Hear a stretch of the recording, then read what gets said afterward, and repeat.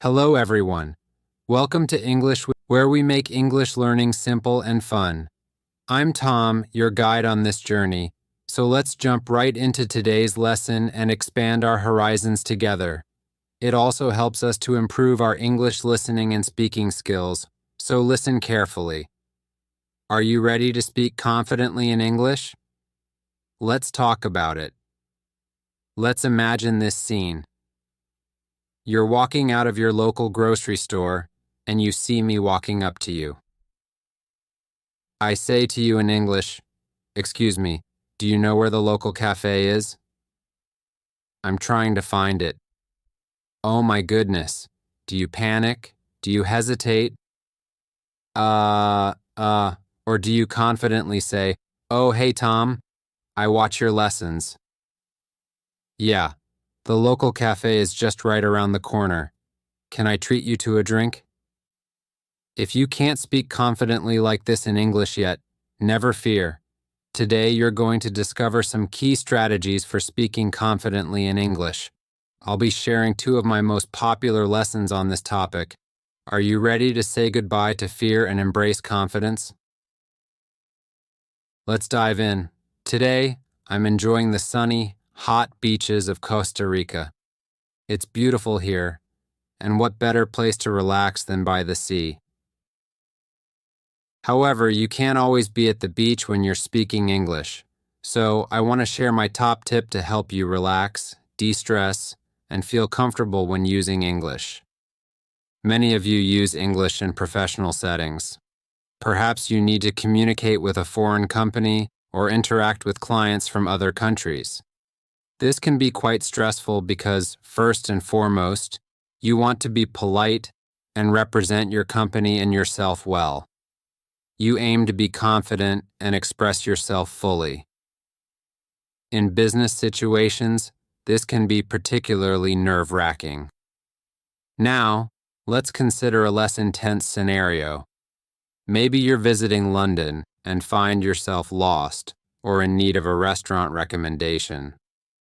Approaching a stranger to ask for help can be stressful, but it's not as high stakes as a business meeting since you're not at risk of losing your job. What about attending an English class in your city? You're surrounded by fellow learners who understand the nerves and stress associated with speaking a new language. They're in the same boat as you, which can make the experience a bit more comfortable. They're also English learners. What about if you're just at home watching this lesson and you're repeating it out loud? You're maybe watching the subtitles, which you can always click on YouTube. You're watching the subtitles and you're trying to repeat out loud after me. No one's listening. You're just at home by yourself. But you still need courage to be able to use your voice, to use your pronunciation muscles and speak out loud and hear your own voice in English. This, I think, is the least stressful situation, and this is my tip. This is where I recommend starting. If you feel super stressed about speaking English, start at the easiest level, and this is by yourself. No one else is listening, no one else is watching, just by yourself at home. You can shadow or repeat directly after me in these videos. You can look at the subtitles below the screen if you're on the computer. You can just click CC in the bottom corner, or if you're on your phone, you can click those three little dots at the top of the screen, and you'll see the subtitles. You can just repeat out loud after me and get used to hearing your own voice using English. I know for me, when I visited other foreign countries like Costa Rica here, they speak Spanish. I feel a little bit strange at first hearing my own voice trying to say something in another language, and maybe you felt that feeling too. So when you get used to hearing your own voice using English, you'll start to feel a little more comfortable, and then you'll be able to work up to the next level. So after you've mastered speaking with yourself alone, no one's watching, then you can go to that next level, which is speaking with other people who really get and understand how you're feeling. Maybe other English learners are here on YouTube, or I know a lot of you who are part of my course, the Fearless Fluency Club. A lot of you speak together on Skype. You connect with each other daily, maybe on WhatsApp, on Skype, on Google Hangouts. Just try to connect, get to know other cultures, other people, but also you can get over your fear of speaking together because you're both in the same boat. This is a wonderful idiom that means you're both in the same situation that involves maybe a little bit of risk, a little bit of stress. You're both in that situation and you can both understand each other. So speaking with another English learner is a great next step up to help build your confidence. After you've mastered speaking with yourself, you've done that for a little while, you feel more and more comfortable, you've spoken with another English learner, now it's time to speak with a native speaker. This could be really anyone. It could be a teacher, it could be someone who lives in your city who you trust, maybe a coworker who is from the UK, and you want to just have some coffee together and chat. You already have a little relationship, you already know each other and trust each other, or maybe you just go to another city like London and you want to order in a restaurant. Maybe you can watch my video about how to order in a restaurant up here. You'll be able to just feel a little more comfortable because you've already worked those steps, starting small, then working more and more and more, and now you're speaking with a native speaker. Personally, I think something really magical happens when you speak with a native English speaker and they can understand you, you can understand them, and you just have a real conversation. Something happens that is amazingly magical for your confidence when you realize Tom can understand me, this other native speaker can understand me, and I'm communicating. This is amazing. You have this beautiful boost of confidence, and it really helps you to just increase your English in every way. What do you think happens next after you've spoken with yourself, built your confidence, spoken with other English learners, and then with native speakers in casual situations? Now it's time to move on and speak at your job. Maybe you have a presentation or need to make phone calls with clients in other countries. You've really prepared yourself well. You've started small and built up to this most stressful situation. It might still be a little stressful, but it's going to be way better than if you had just started with that without preparing little by little along the way. When you do this, you're building your confidence and giving yourself a gift, the belief that you will grow, improve, and handle the situation. You don't need to be at the beach with the waves, trees, and monkeys behind you. You just need to build your confidence day by day, starting small. Now I have a question for you. Have you ever spoken English with a native English speaker? How did you feel? What was that experience like for you? If it was a positive experience, congratulations. If you felt really stressed and worried, just take it back a bit. Start small with the steps I'm talking about, shadowing my videos, speaking and repeating after me. Then work up with another English learner, and finally with a native English speaker. If you need to use English for your job, you will be well prepared at that point. Before we go today, we're going to see some beautiful scenery of the beach. You'll see the waves rolling in, and we're going to repeat an important phrase. I want you to repeat it with me. This is starting at the base level, repeating and shadowing by yourself. I want you to say this phrase with me, and I hope it will help build your confidence. The phrase is, the waves are beautiful, aren't they? I want you to repeat the sentence with me. Just imagine the waves, take a deep breath, and let's say it together. You can do it. Why did I choose a spot where I'm staring directly into the sun?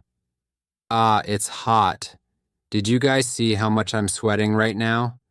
I hope you don't see my skin burning as we speak. Huh, there are monkeys in there somewhere. They stole my snack yesterday. I hope they enjoyed it. I guess there are jaguars in there too, so it's got to be safe. How to have great conversations. Imagine this. You're at a party where you don't know anyone.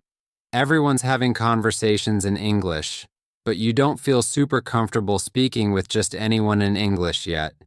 Someone walks up to you, smiles, introduces themselves, and starts speaking with you in English. They're friendly and seem genuinely interested in what you have to say. Before you know it, you're having a comfortable conversation in English.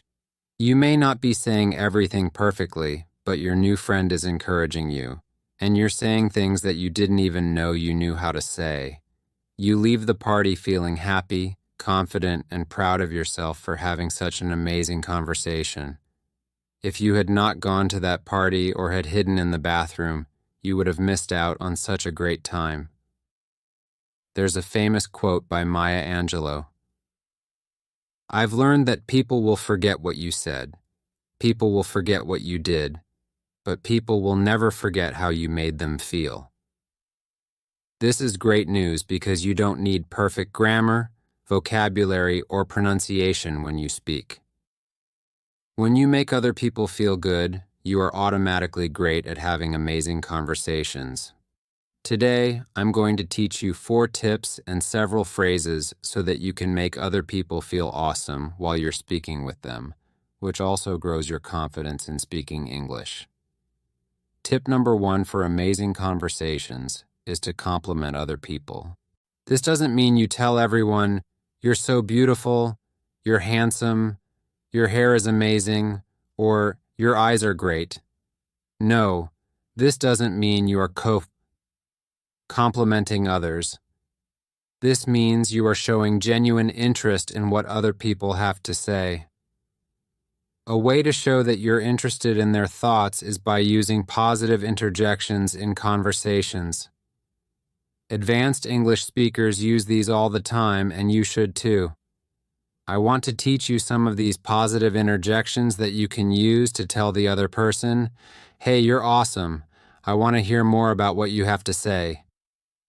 I'll say each positive interjection twice. The first time, listen. The second time, say it out loud.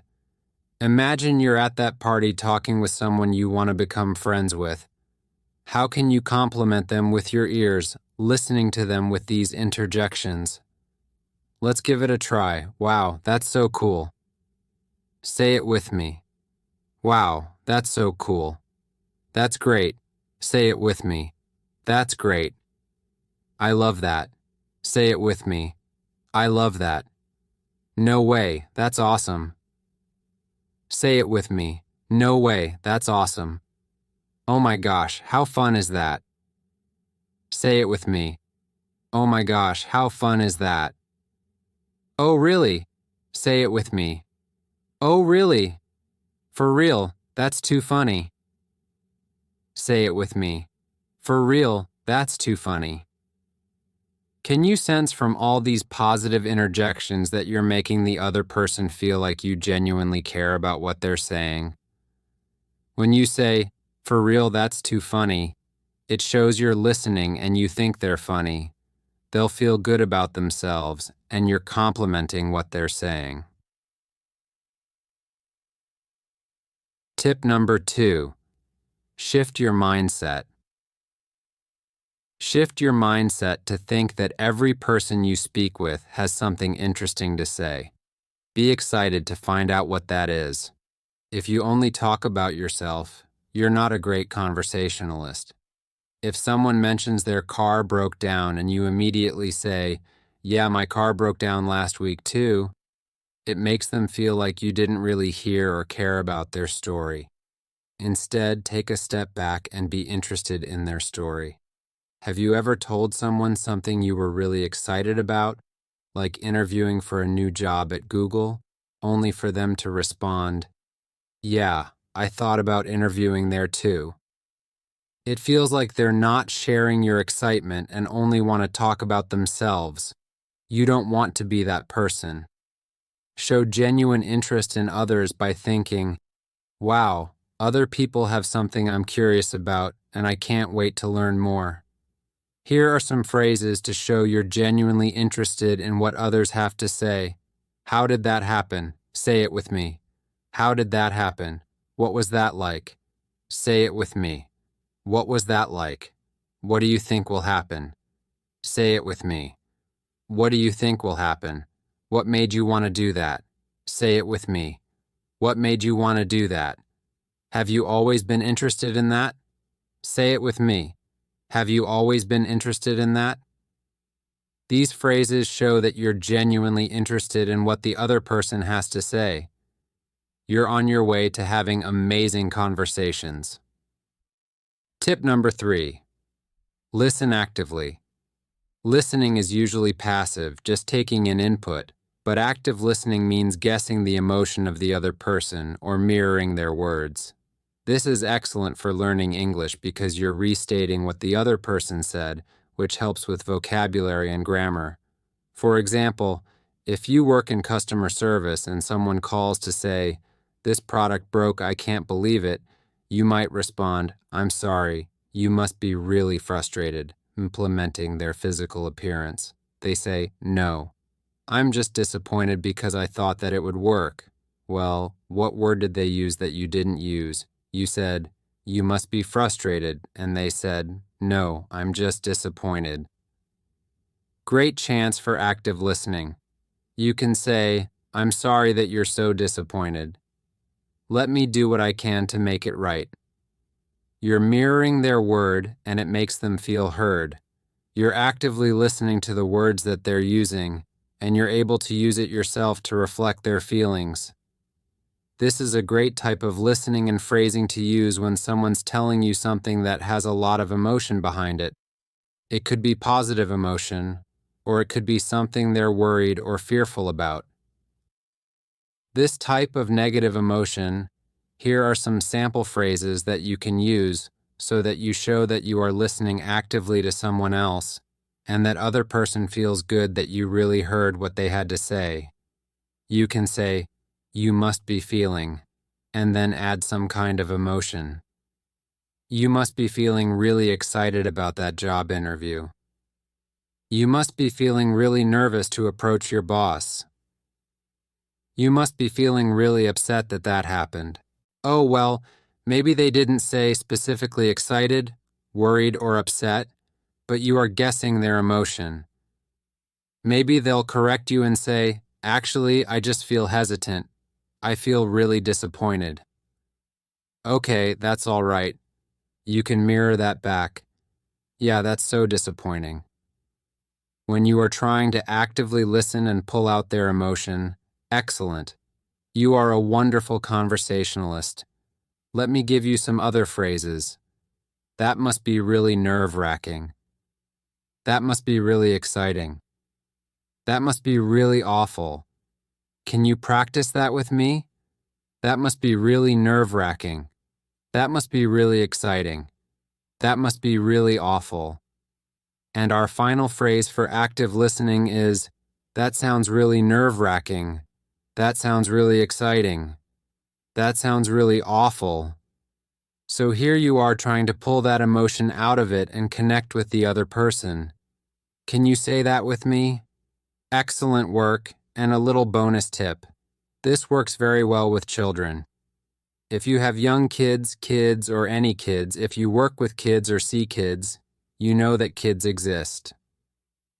I recommend this book, How to Talk. So kids will listen, and how to listen. So kids will talk. They also have a teenage version as well. I think it's a great way to use active listening at an age-appropriate level so that your kids feel heard, and also so that your kids hear you in the way that you want them to. Great book, great recommendation. Okay, let's go to our fourth and final tip for amazing English conversations. Tip number 4 for amazing conversations is body language. You can have all the right words and all the right things to say, but if your body is like this, well, you know what that tells the other person. I don't really care what you have to say. I'm just kind of bored. So instead, as you are having a conversation with someone else, I want you to remember the acronym NOSE. We'll talk about it in just a second. Remember nose as you are speaking with someone else. N is for nodding. If you're speaking and someone just stands there and doesn't move, it seems a little robotic, like they're not listening or they don't care. It makes you feel a little uncomfortable. So if you just nod while someone else is speaking, it shows that you're listening. It doesn't mean you always agree with them, but it shows that you're listening. What about O? O is for open posture. Which one feels better to you? Me with my arms crossed, maybe turned away from you, or me with my arms down and just listening to you? When your body is open, you don't need to be very open or like this. Instead, just having an open posture with your shoulders back and facing someone shows that you care and that you're listening. The S in nose stands for smile. Did you know our brains can discern whether a smile is genuine or fake? Consider this. When I smile like this, my mouth is curved, but it doesn't reach my eyes. You might sense something off about it. This is because a genuine smile involves more than just the mouth. It extends to the eyes. When I truly smile, my eyes crinkle at the corners, which signals authentic joy or interest. This eye movement is what makes a smile feel real and engaging to others. In conversations, showing genuine interest is key. Your smile should reach your eyes, demonstrating that you are truly engaged with what the other person is saying. This makes your interactions more sincere and positive. The final E in nose stands for eye contact. In the U.S., maintaining eye contact during conversations is important and conveys attentiveness. While you don't need to fixate on the other person's eyes constantly, avoiding eye contact can give the impression that you are disinterested or disconnected. Instead, strive to maintain eye contact while also smiling and nodding. This combination, along with an open and approachable posture, makes you seem more welcoming and encourages more meaningful interactions. If eye contact is challenging for you, try focusing on one eye at a time or alternate between them. Don't worry too much about perfection. The goal is to engage with a natural balance of eye contact, a genuine smile, nodding, and open body language. When giving compliments, shift your mindset to recognize that others have valuable things to share.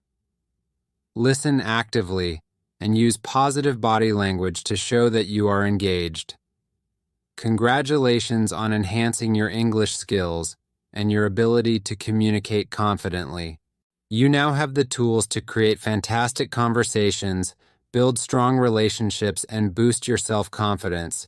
Keep practicing and remember, you can do it. Embrace your journey